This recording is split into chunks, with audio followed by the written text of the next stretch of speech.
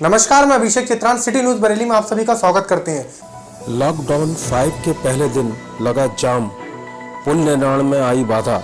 Lockdown 5 के पहले दिन प्रशासन द्वारा सुबह 5 बजे से रात्रि 9 बजे तक लोगों के आने जाने में छूट की गई है, जिसका लोगों ने जमकर फायदा उठाया। अधिकतर सभी लोग अपना 4 व्हीलर लेकर निकल पड़े। देखते ही देखते चौपला पुल पर जाम लग गया। ट्रैफिक विभाग के काफ़ी मशक्कत के बाद जाम पर काबू पाया गया। इसकी वजह से चौपला पुल पर चल रहे निर्माण में भी बाधा पड़ गई।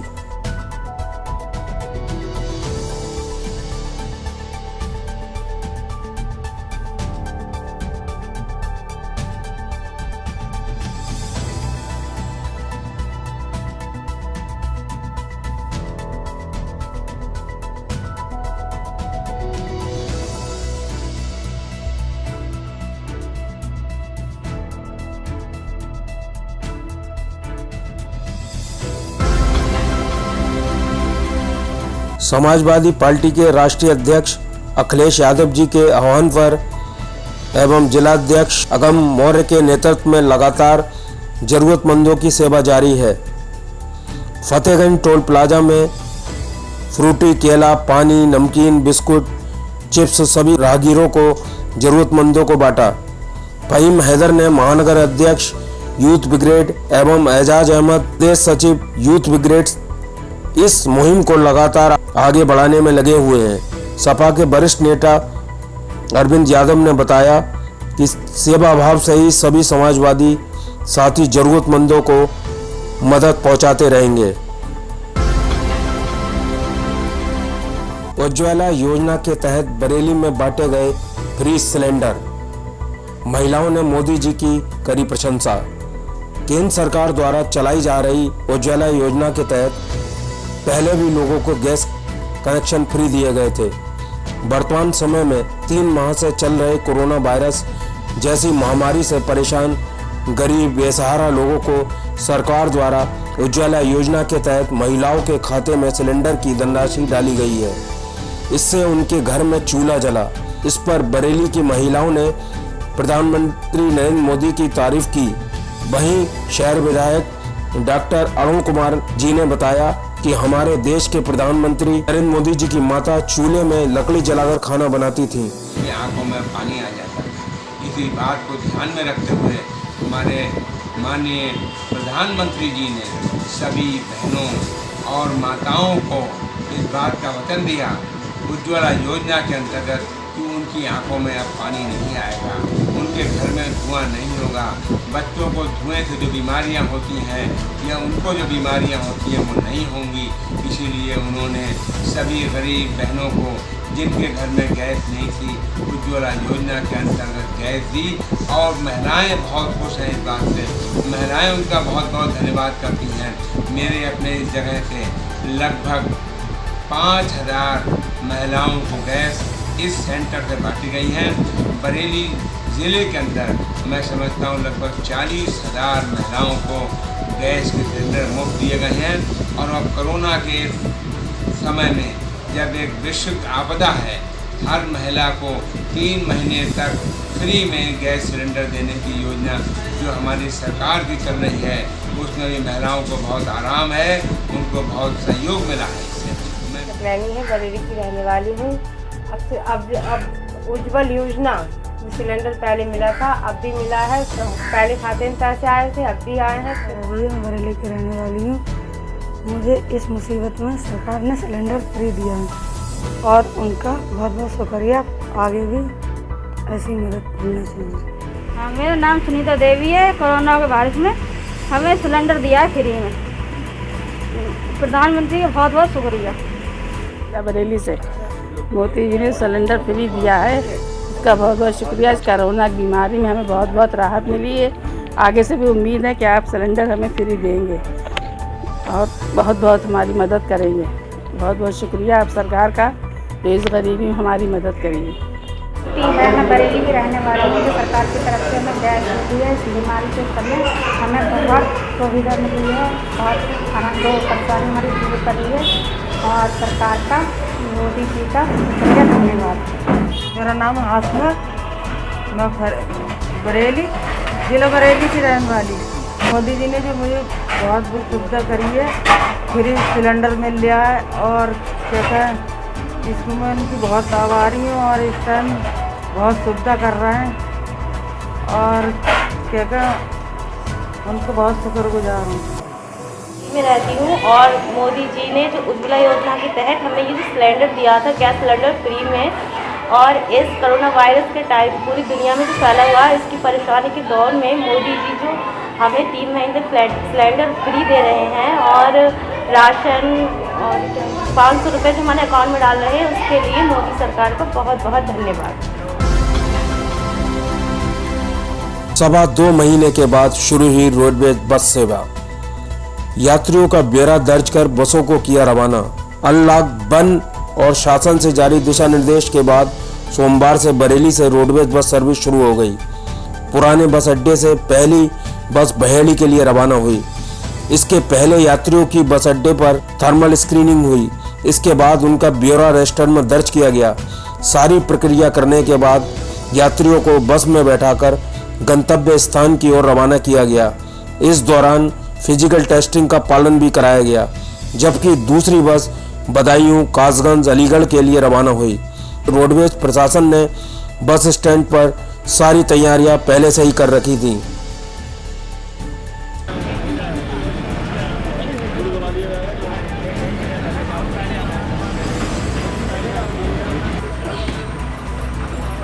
अभी हम लोग कुछ मार्गों पर संचालन प्रारंभ कर रहे हैं मुख्यालय के निर्देश पर, जैसे शासन ने निर्देश कर लिया है। उस प्रक्रिया में ये सुनिश्चित किया जा रहा है कि जो गाड़ियां मार्ग पर भेजी जाएंगी उनको पूरी तरह सैनिटाइज करा के वर्कशॉप से निकाला जाए। हमारे बस अड्डों पर जो यात्री आएंगे उनकी भी थर्मल स्कैनिंग की जाए। या तो उसमें किसी का टेम्परेचर ज़्यादा मिलता तो हम लोग सीएमओ को सूचित करेंगे। आगे ये भी व्यवस्था करेंगे, कोशिश की जाएगी बस अड्डों पर 108 वाली एक एम्बुलेंस को भी खड़ा करवाया जाए किसी इमरजेंसी के केस में।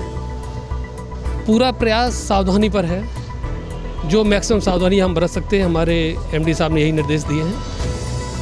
यात्रियों से अपील भी की गई है, हमने बसों में उनको चस्पा कराया होगा, आपने देखा होगा कुछ बसों पे लगे हों। बस अड्डे पर भी हमने डिफरेंट टाइप की अपील्स पोस्ट करवाई हों, यात्री पढ़ें, यात्रियों को जागरूक करेंगे। जो चालक प्रचालक हमारी गाड़ी में जाएंगे उनको भी मास्क दे रहे हैं, सैनिटाइज़र दे रहे हैं। उन्हें ये अवगत कराया जा रहा है कि वो जो यात्री आए वो मास्क लगा के ही आए और यात्रियों को हैंड्स को सैनिटाइज भी कराएं जो उनके पास उपलब्ध होगा। तो आज स्टार्टिंग है, हम लोग पूरा प्रयास कर रहे हैं सारी प्रक्रिया का पालन किया जाए और उम्मीद है हम लोग इस सब में अच्छी तरह से कामयाब होंगे। यात्रियों की सुरक्षा रहे, यही हम लोगों का ध्येय है और सुविधा भी।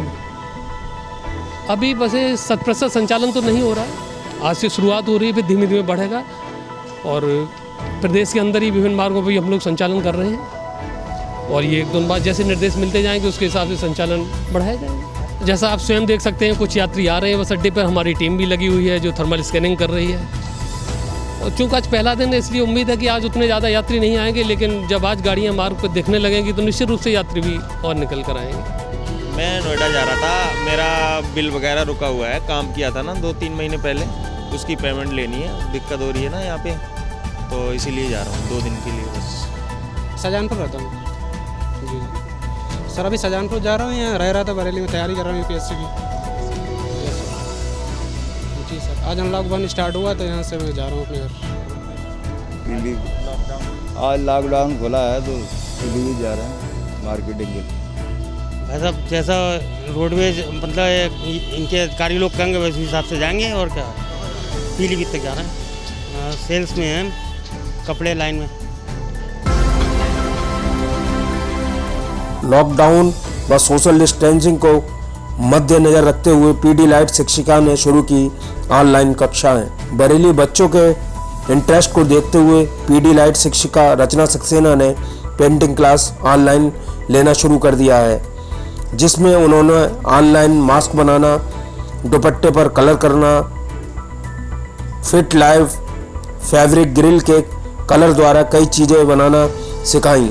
वह बच्चों के उत्साह को देखते हुए अगली वर्कशॉप में मोल्डेड से ज्वेलरी डिजाइनिंग और बॉटल आर्ट सिखाएंगी। ऑनलाइन कक्षा लेने के लिए उन्होंने कंपनी से CMD आई श्याम मोहन ने उत्साहवर्धन किया व गाइड किया। फिट लाइफ शिक्षिका रचना सक्सेना की कक्षाएं ऑफलाइन विभिन्न संस्थानों में होती रहती हैं, जिसमें कंपनी की तरफ से विद्यार्थियों को एक प्रमाण पत्र दिया जाता है। आज ऑनलाइन कक्षा में बरेली के अलावा मुरादाबाद, रामपुर, नोएडा, गाजियाबाद, दिल्ली आदि के सभी विद्यार्थियों ने ऑनलाइन शिक्षा ग्रहण की। रचना सक्सेना की कक्षा में आकर प्रोडक्ट सीख पाए और सभी ने आगे कक्षा अटेंड करने के लिए बोला। अगली कक्षा मोल्डेड पर होगी। कंपनी के CMD आई श्याम मोहन ने ऑनलाइन सफल कक्षा के लिए रचना सक्सेना को बधाई दी व आगे अच्छा कार्य करने के लिए उत्साहवर्धन किया।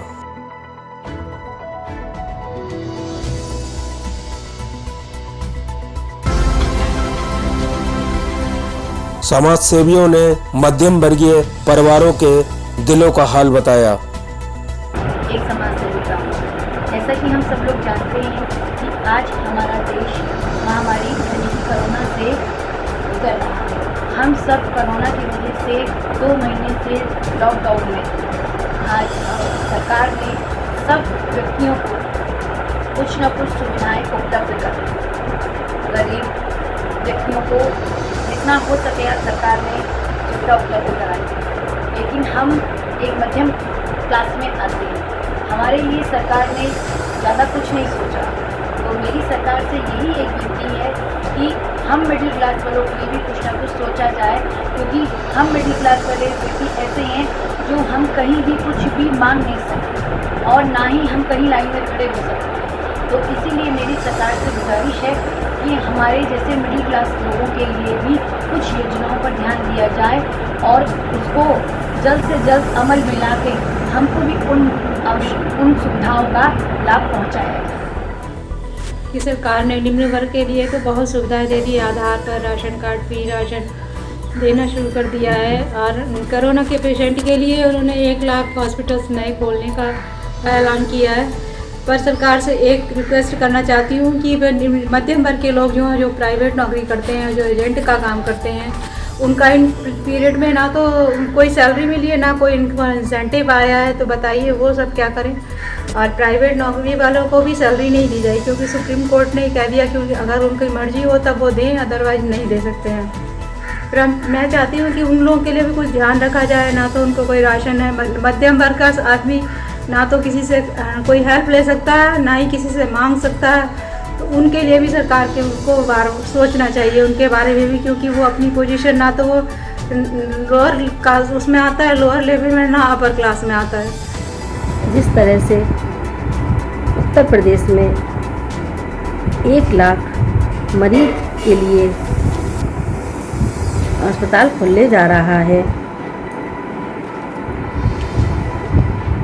मैं उसी संदर्भ में कहना चाहती हूँ, सरकार अच्छी व्यवस्था कर रही है कोरोना पेशेंटों के लिए, क्योंकि लॉकडाउन 3 महीने से चल रहा है। उसमें लोगों को बहुत परेशानियों का सामना करना पड़ा। सुविधा भी मिली है सरकार के द्वारा, पर सामना उनको परेशानियों का भी करना पड़ा है। और लॉकडाउन, ये बीमारी ऐसी, कोरोना एक ऐसी बीमारी है जिसका कोई अंत नहीं है। ये वायरस ऐसा है, जहाँ बैठो, यदि किसी के साथ में, यदि आप पास में बैठोगे, यदि किसी को है, तो ये पूरे वातावरण, पूरे सोसाइटी, पूरे माहौल को, पूरे एरिया में फैल जाता है। इतना खतरनाक वायरस है।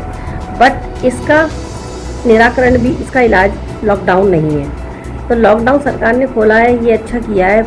हमें सोशल डिस्टेंस का पालन करना है, दूरियां बना के रखना है, मास्क का प्रयोग करना है। लेकिन सरकार उन गरीबों की व्यवस्था, तो उन गरीबों के लिए भी बहुत व्यवस्था की है सरकार ने।